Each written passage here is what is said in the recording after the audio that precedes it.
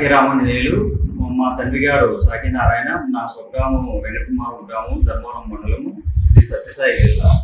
నా మీద మా నాన్నగారి మీద చెన్నైగొత్త పోలీస్ స్టేషన్లో ఎస్ఐ సత్యనారాయణ గారు క్రైమ్ నెంబరు 50/2025 అక్రమ కేసు బనాయించడం జరిగినది. ఈ కేసు నందు 85 section 351 class 2 red with 3 sub class 5 BNS section ప్రకారము, డిబి యాక్ట్ 34 సెక్షన్ ప్రకారము అక్రమ కేసు బనాయించడం జరిగినది.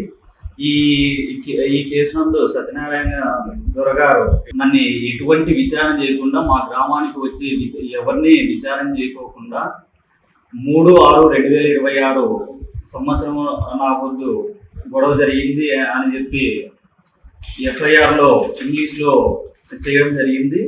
అదేవిధంగా వచ్చేసి ఇక్కడ కంప్లైంట్ దారులతో అర్జీదారులతో సొంతం పెట్టుకోకుండా అక్రమ కేసు బనాయించడం జరిగింది. దీంట్లో వాస్తవం ఏమనంటే 3/6/2026 రోజు 26వ తేదీ చెన్నై కొత్తపల్లి నందు బీసీ కాలనీలో గొడవ జరిగింది అని అన్నాడు.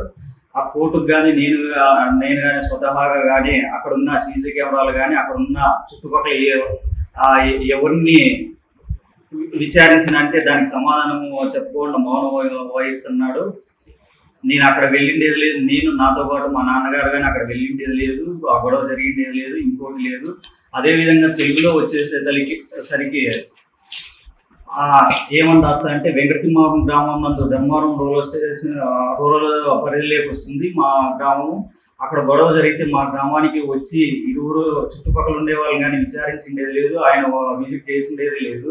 ఏం చేయకపోయినా చెన్నైగొత్తపల్లి డాబాలో కూర్చొని కొంత జనము అల్లరి మోకలు, వీధి రౌడీలు, దమ్మిడీకి అనా పైసా బొట్టుకురాని విధవలతో కూర్చొని వారు పెట్టిన గడ్డి తిని వారు ఇచ్చిన డబ్బులు తీసుకొని వారు పోసిన మందు దాగి చట్టాన్ని అతిక్రమించి ప్రజలకు, ప్రభుత్వానికి, చట్టానికి లోబడి బాధ్యతగా ఉండాల్సిన ఒక అధికారి ఇట్లా ఇంత హీన స్థితికి చేరి నన్ను నా ముగ్గురు పిల్లలని జీవితాలను నాశనం చేసి పెట్టినాడు. అందులో దీంట్లో ఇంకోటి ఏమనంటే వాస్తవము ఏది అడిషనల్ డౌరీ తీసుకొని రమ్మని అని చెప్పి హింసిస్తున్నాడు అనే దాని కోర్టులో డీబీసీ ఫైల్ చేసుకోవాలా జిల్లా కోర్టు నందు. కానీ అడిషనల్ డౌరీ అనే పదము ముందు పెళ్ళప్పుడు ఏదైనా లెక్క కానీ అమౌంట్ రూపంలో కానీ బంగారు రూపంలో కానీ ఏది ఇచ్చిండేది లేదు, తీసుకోండేది లేదు, వాళ్ళకి ఇచ్చే కెపాసిటీ లేదు. కానీ అప్పుడు అది లేనప్పుడు అది దీంట్లో ఎఫ్ఐఆర్లో పొందుపరిచినప్పుడు అడిషనల్ డౌరీ అనే పదమే అట్రాక్ట్ కాదు. ఇంకో విషయం ఏమంటే దీంట్లో 2 పాయింట్స్. వచ్చేసి ఆమెని వచ్చి భాగము నీకు వచ్చే భాగం తీసుకొని రావాలని చెప్పి ఉద్దేశంతో నేను వేధిస్తున్నా అనే మెయిన్ గ్రౌండ్ ఎస్ఐ సత్యనారాయణ గారు రాసినారు. నాకుండే వాస్తవ ప్రకారం ఏమనంటే 28 ఎకరాల భూమి కలిగినాను. ఆమెకు వచ్చేది 5 మంది ఆడపిల్లలు, 3 కొడుకులు, ఒక ముసలామె, 9 భాగాల్లో 20-30 సెంట్లు వస్తుంది. అది కూడా ఎక్కడో మారుమూల గుట్టల ప్రాంతంలో డీసీ ల్యాండ్ ఉన్నది. నేను 28 ఎకరాలు పెట్టుకొని ఆమె పేరు మీదే దీంట్లో ఫిర్యాదుదారులు 12.5 ఎకరాలు కలిగి ఉన్నప్పుడు నేను 20-30 సెంట్లకు ఆశపడము అనేది అవాస్తవము.